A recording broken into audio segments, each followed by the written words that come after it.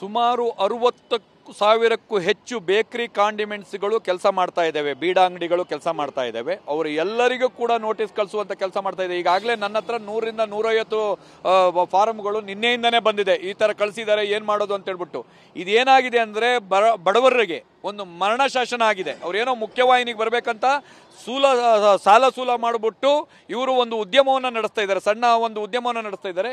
ಇವರಿಗೆ ಇಷ್ಟು ದೊಡ್ಡ ಮಟ್ಟದಲ್ಲಿ ಈಗ 3 ವರ್ಷದಿಂದ ಏನು ಮಾಡ್ತಾ ಇದ್ರು, 4 ವರ್ಷದಿಂದ ಅಧಿಕಾರಿಗಳು ಏನು ಮಾಡ್ತಾ ಇದ್ರು, ಬ್ಯಾಂಕ್ನವ್ರು ಏನು ಮಾಡ್ತಾ ಇದ್ರು, ಯಾಕೆ ನೋಟಿಸ್ ಇಶ್ಯೂ ಮಾಡಿಲ್ಲ, ಈಗ ಏಕಾಏಕಿ ಕೊಡೋದ್ರಿಂದ ಏನು ಕಾರಣ ಇದೆ? ಸರ್ಕಾರದ ಬೊಕ್ಕಸ ತುಂಬಿಸ್ಲಿಕ್ಕಾಗಿ ಈ ರೀತಿ ಮಾಡ್ತಾ ಇದ್ದಾರೆ ಬಡವರ ಮೇಲೆ ಬ್ರಹ್ಮಾಸ್ತ್ರವನ್ನು. ಇದನ್ನ ನಾವು ವಿರೋಧಿಸ್ತಾ ಇದ್ದೇವೆ. ಯಾವುದೇ ಕಾರಣಕ್ಕೂ 1 ರೂಪಾಯಿ ಕೂಡ ತೆರಿಗೆಯನ್ನು ಕಟ್ಸ್ಕೋಬಾರ್ದು ಇಲ್ಲಿವರೆಗಿಂದು. ಇನ್ನು ಮುಂದಿನ ಬೇಕಾದರೆ ಈ ರೀತಿ ನಿಯಮ ಅಂತ ಮಾಡಲಿ, ನಿಬಂಧನೆಗಳನ್ನು ಮಾಡಲಿ. ಇಲ್ಲಿವರೆಗೆ ಯಾವುದೇ ಮಾಹಿತಿಯನ್ನು ಕೊಡದೆ ಪಾಪ ಅವರದ್ದು ಹಾಲು ತಗೊಳ್ತಾರೆ, ಹಾಲು ಮಾರಾಟ ಮಾಡ್ತಾರೆ, ಸಾವಿರಾರು ಲೀಟರ್ ಹಾಲು ಮಾರಾಟ ಮಾಡ್ತಾರೆ. ಮಾರಾಟ ಮಾಡೋದು ಹಾಲಲ್ಲಿ ಸಿಗೋದು ಅವರಿಗೆ ಪೈಸೆ ಲೆಕ್ಕದಲ್ಲಿ, ಸಿಗರೇಟಲ್ಲಿ ಸಿಗೋದು ಪೈಸೆ ಲೆಕ್ಕದಲ್ಲಿ. ಬೇರೆ ಬೇಕರಿ ಐಟಮ್, ಹೋಮ್ ಪ್ರಾಡಕ್ಟನ್ನು ಸೇಲ್ ಮಾಡ್ತಾರೆ. ಹೋಮ್ ಪ್ರಾಡಕ್ಟಿಗೆ ಟ್ಯಾಕ್ಸ್ ಎಲ್ಲಿದೆ? ಯಾಕಾಗಿ ಇವರು ಈ ರೀತಿಯಾಗಿ ಮಾಡ್ತಾ ಇದ್ದಾರೆ ನನಗೆ ಗೊತ್ತಾಗ್ತಾ ಇಲ್ಲ.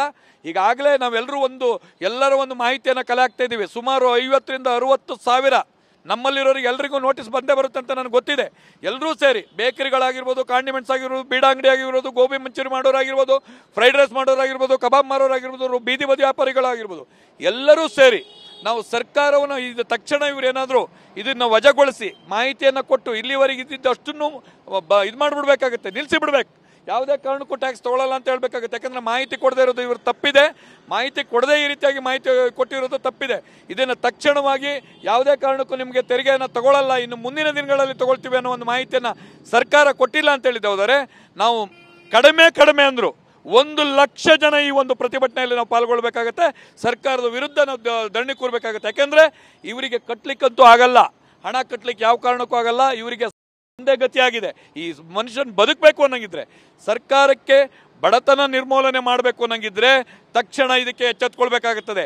ಇಲ್ಲ ನಾನು ಬಡತನ ನಿರ್ಮೂಲನೆ ಮಾಡಲ್ಲ, ಬಡವರನ್ನೇ ನಿರ್ಮೂಲನೆ ಮಾಡ್ತೀನಿ ಅನ್ನೋದಾದರೆ ಇದರಲ್ಲಿ ಮುಂದುವರಿಬೇಕಾಗುತ್ತೆ. ತಕ್ಷಣ ಸರ್ಕಾರ ಎಚ್ಚೆತ್ಕೊಳ್ಬೇಕಂತ ಹೇಳ್ಬಿಟ್ಟು ಕೇಂದ್ರ ಸರ್ಕಾರ ಮತ್ತು ರಾಜ್ಯ ಸರ್ಕಾರಕ್ಕೆ ನಾನು ಆಗ್ರಹಿಸ್ತಾ ಇದ್ದೇನೆ.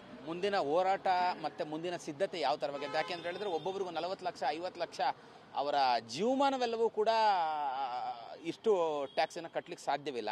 ಏನೀಗ ಅಂತ ಇಲ್ಲ, ಈ ಟ್ಯಾಕ್ಸ್ ಕಟ್ಟೋದ್ರ ಬಗ್ಗೆ ಯೋಚನೆ ಇಲ್ಲ ನಮಗೆ. ಯಾಕೆ ಯೋಚನೆ ಇಲ್ಲ ಅಂದರೆ ಇದನ್ನು ಕಟ್ಟಕ್ಕೆ ಆಗದೆ ಇರೋವಂಥದ್ದು.